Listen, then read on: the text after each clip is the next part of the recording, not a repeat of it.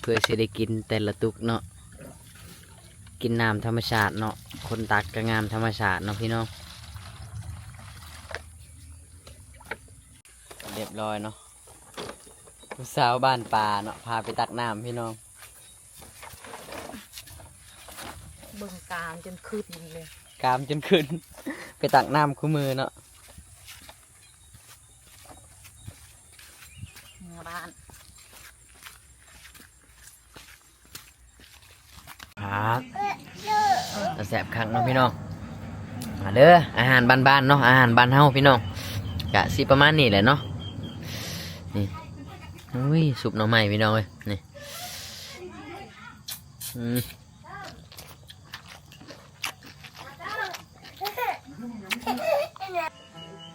นี่แหละพี่น้องเนาะของกินบ้านนอกบ้านนาเฮาเนาะเพื่อจะได้กินของแซ่บๆจังซี่น่ะต้องใส่เหือใส่แห้งเฮาเนาะจังสิได้กินเนาะพี่น้องสบายดีพ่อแม่พี่น้องเบิร์ดสุขูสุคนเด้อมื้อนี้ก็ยินดีต้อนรับเข้าสู่ซองบ่าวไทยบ้านนอกคือเก่าเด้อพี่น้องเนาะนี่สบายดีพี่น้องบรรยากาศยามแรงพี่น้องเนาะกาฝนตกนิดหน่อยเนาะพี่น้องเนาะแต่ว่าพายุเข้าเนาะพี่น้องประมาณ2นาทีเนาะและก็เฮ็ดให้เพื่อนซ่านของหมู่บ้านประชาชนของหมู่บ้านบ่าวไทยบ้านนอกนะเพไป2ลัง3ลังในพี่น้องเนาะนี่มาเบิ่งพี่น้องเนาะเห็นบ่ลมพัดเมื่อกี้นี่เนาะกุกกระทินเนาะกุกกระทินเนาะพี่น้องลมเลยเนาะนี่ทางพี่น่ะเฮือนสันของไทยบ้านนอกเนาะพี่น้องดีแต่ว่าบ่ได้พัดเฮือนของไทยบ้านนอกเนาะบรรยากาศยามแรงพี่น้องเบิดเลยเนาะกุกมันมีล่มเนาะพี่น้องอยู่ทางพุ่นเนาะแล้วเขาเจ้าก็เก็บคนละหน่วยบาทนี่เนาะโอ้เบิดเนาะเพิ่นครัวเพิ่นนี่ก็เบิดเนาะเฮือนของพ่อตาแม่ตาเนาะโอ้ลมมาแห้งอีหลีเลยพี่น้องเนาะเปิดไปเฮือนครัวเพิ่นเนาะดีแต่บ่เปิดมองนอนเนาะ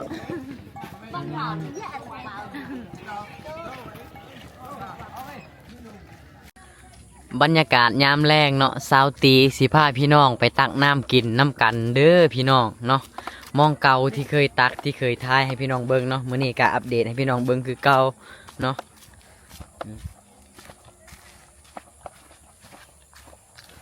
เบิ่งทางมีแต่ขี้งัว คนทางไปตักน้ำเนาะบรรยากาศยามแรงประมาณ 4-5 โมงแล้วนะพี่น้อง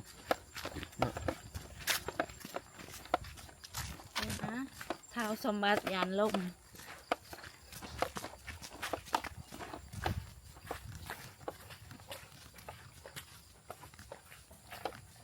ต้องเฝ้าไปเนาะพี่น้องถ้ามาซาจะหน่อยน้ำเบิดสิบ่ได้กินอีกเนาะเลยกินเลยกินน้ำคนเอา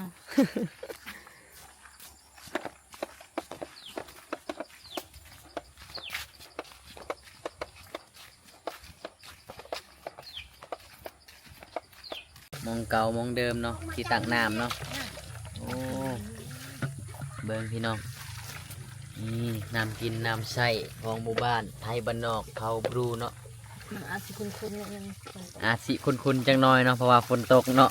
แล้วก็ผสมกับขี้กระเดือนน้ำเนาะ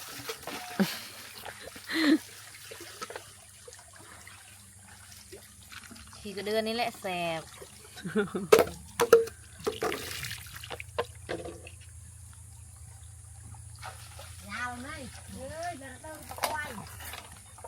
เพลงเท่าไหร่เลย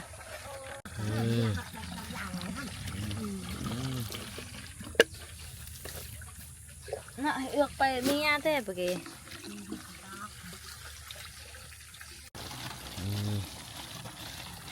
เพื่อสิได้กินแต่ละตุกเนาะกินน้ำธรรมชาติเนาะคนตักก็งามธรรมชาติเนาะพี่น้องเพิ่นเนาะเพิ่นตักตุกใหญ่เลยพี่น้องโอ้สิแบกไว้บ่บัดนี้พี่น้องเห็นบ่บ่ไว้ก็ต้องไว้เนาะเพื่ออยากกินทำบ่ตักก็โอ้ยน้ขาดเข่ายังบ่ว่าเนาะขาดน้ำนี่โอ้ยเบิดลมหายใจหลดแล้วเพิ่นสิอองเอาเนาะเพื่อนเพิ่นน่ะอยู่ทางพูนประมาณ100 ลักไม่เป็น100 ลัก 200 กิโลประมาณนั้นแหละ100 กิโลประมาณนั้นแหละเบิ่งเพิ่นอองน้ำ ตะวิตะ ทงกันสิขาดแล้วโอ้ยเพิ่นมาอาบน้ำแล้วก็ตักน้ำพร้อมเนาะเพื่อลูกเพื่อเต้าอยู่ในเฮือนซานพี่น้องเนาะเพิ่นบ่ตักกับลูกเต้าก็สิกินหยังพี่น้องเลยนี่แหละวิถีชีวิตบ้านๆเนาะ ทุกอย่าง แม่นครอบครัวทุกอยากบ้านนอกบ้านนาเฮาพี่น้อง นำก็บ่มี น้ำกินกับบ่มี ตักอีนี่เอ้ย ไปแล้วเห็นบ่โอ้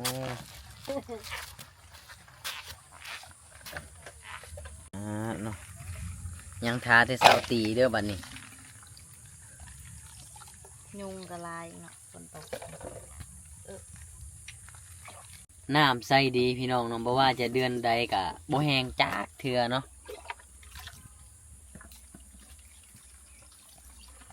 เรียบร้อยเนาะผู้สาวบ้านป่าเนาะพาไปตักน้ำพี่น้อง เบิ่งกามจนขึ้นเลย กามจนขึ้น ไปตักน้ำคู่มือเนาะ เมื่อบ้าน โอ้ฝ่าล่างฝนพี่น้องเลยบรรยากาศยามแรงเนาะ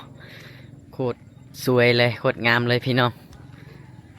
เลยสดใสแห้งเนาะ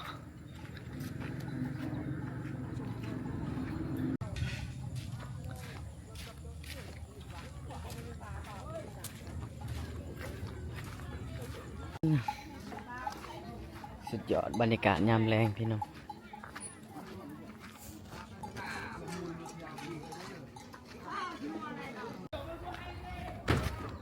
ไทยบ้านนอกนะคอแบกน้ำซอยเพิ่นกับบ่ไห้เนาะพี่น้องเนาะแบบคอแบกน้ำกับบ่ไห้เนาะขี้คุยขนาดเนาะ พวกแม่รู้หาเอาไป นี่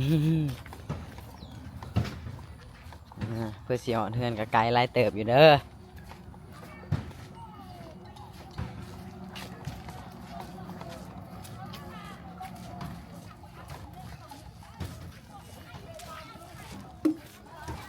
เป็นยังไงเมื่อยอยู่บ่ เหนื่อยเลยเพราะว่ามีเจ้ายืนเคียงข้าง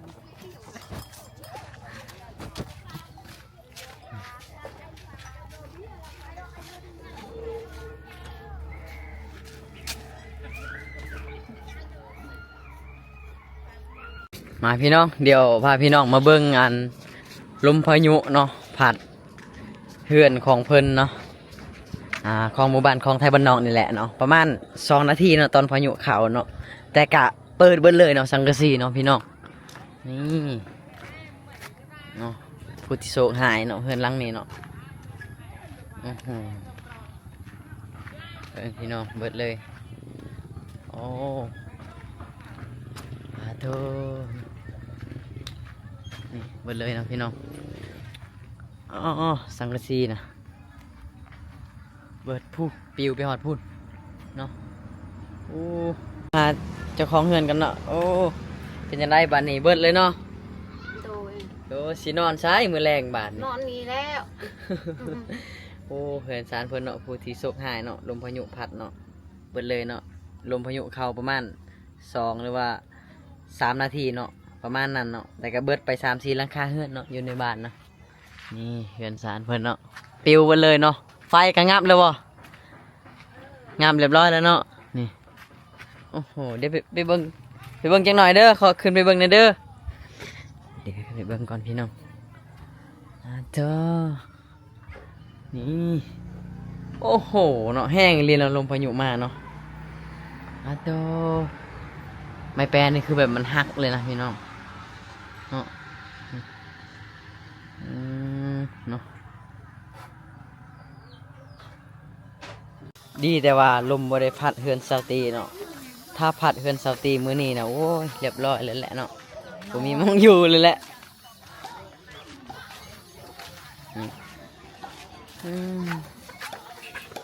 เบิดเลยเนาะกูกระทินนี่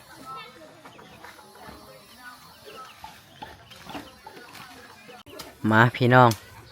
เดี๋ยวมาเบิ้งสาวตีเฮ็ดกับข้าวกับน้ำสู้พี่น้อง FC ทุกท่านกินนำกันจังหน่อยเนาะเดี๋ยวมาเบิ้งวิธีเพิ่นเฮ็ดกับข้าวกับน้ำก่อนพี่น้องเป็นป้าที่สาวตีนะไปว่านแฮเนาะหรือว่าทอดแฮหมูเว้นนี่เนาะพี่น้อง เบิ่งดูโอ้ปลากดเนาะบ่แม่นปลาอันยังก็ปลาลาดแล้วก็ปลากระทิ่งเนาะถ้าเป็นภาษาไทยน่ะปลากระทิ่งพี่น้องแต่คนลาวน่ะปลาหลาดเนาะเฮาก็สิใส่กับอันน่ะอันยังก็ ตัวแกง มะเขือแข้งเนาะที่เฮาเก็บมาจากฝรั่งเศสเนาะ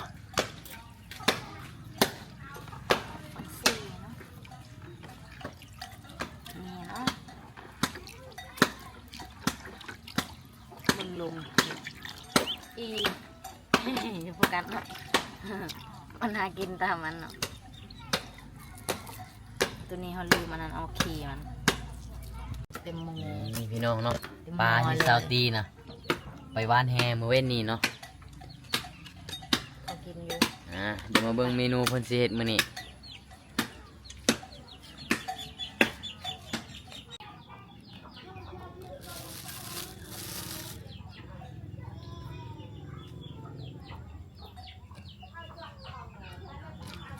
สูตรนี่วางว่าทุกคนนะมักกินคือกันเนาะใส่บักแข้งบักเขือบักเผ็ดดิบเนาะแล้วก็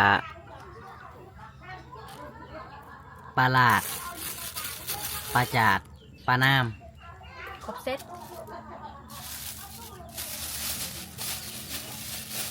นี่เนาะช่องช่าง ำเอาไปเอากระโตกให้แม่ดูไปแล้วโอ้เนาะ ใจหน้า ลูกสาวซอยสติแตงผักเขาเนาะ มันธรรมดาได้ผล สบายดีคนสวยสบายดีล่ะสบายดีทำไมอ่ะ สบายดีคนสวย จุนะ อ๋อกินข้าวกับหยังเนาะ ที่ ฮะ เสีย อ้าวว่าภาษาจีนอีกมั้ย เที่ยงไหนก็เอาน้ำมันนำเลย มาพี่น้อง ตอนนี้สาวตีกำลังแต่งผักเขาเนาะโอ้ยแสบๆเลยล่ะเนาะมาพี่น้องนี่โอ้แต่แสบขักเนาะอืม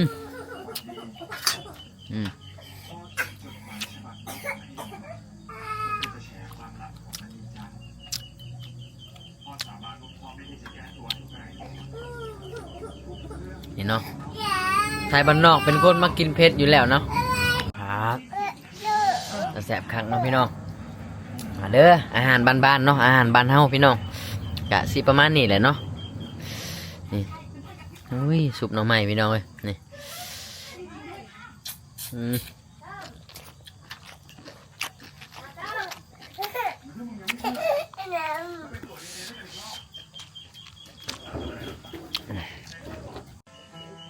นี่แหละพี่น้องเนาะของกินบ้านนอกบ้านนาเฮาเนาะเพื่อจะได้กินของแซ่บๆจังซี่น่ะต้องใส่เหือใส่แห้งเฮาเนาะจังสิได้กินเนาะพี่น้อง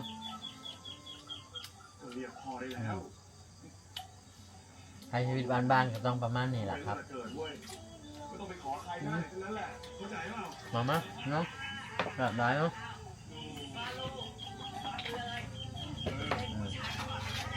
แกงปลาเนาะ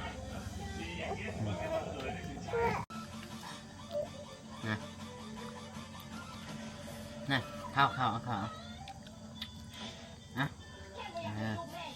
เบิ่งกินหน่อไม้เก่งขนาดเนาะ แซ่บบ่โอ้อันหน่อไม้ครับ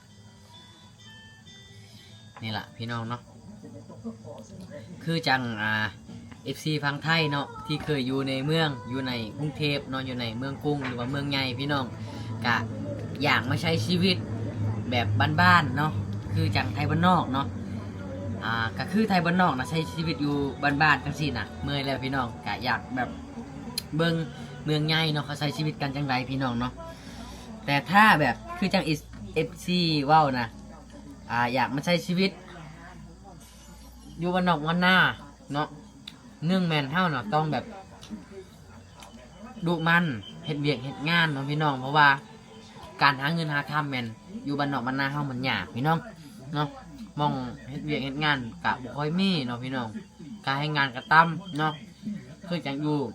พังไทยกะดีแล้วพี่น้องเนาะมีงานการให้เฮ็ดแต่ละมือเนาะกะพอมีเงิน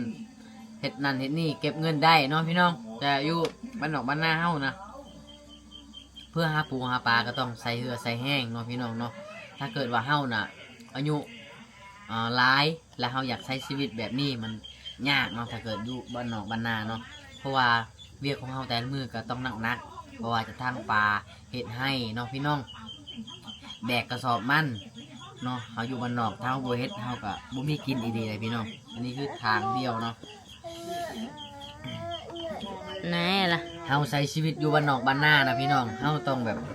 แข็งแรงอีหลีเลยพี่น้องต้องใส่เหือใส่แห้งอีหลีเนาะถ้าเกิดว่าเฮาน่ะบ่มีแห้งปานใดน่ะโอ้อยู่บ่ได้พี่น้องบ้านนอกบ้านนาก็ได้เนาะถ้าเฮาบ่ใส่เหือใส่แห้งก็คือบ่มีกินนะเว้าง่ายๆพี่น้องเนาะ เป็นยังท่านจ้ะ ตอนนี้ก็กินข้าวเป็นที่เรียบร้อยแล้วพี่น้องเนาะก็ของกินมื้อนี้ก็ถือว่าแซ่บหลายเนาะมีเนาะซุปหน่อไม้แล้วก็แกงปลาใส่บักเขือบักแคงพี่น้องถือว่าสุดยอดเลยเนาะอาหารบ้านนอกบ้านนาเฮาพี่น้องเนาะพี่น้องสำหรับคลิปนี้บ่าวไทยบ้านนอกก็ฝากให้ทุกคนไปติดตามแล้วก็ไปรับชมไปกดไลค์กดแชร์สำหรับผู้ใดทุกคนที่รับชมก็ขอให้อยู่ดีมีแห้งร่ำรวยพี่น้องเนาะ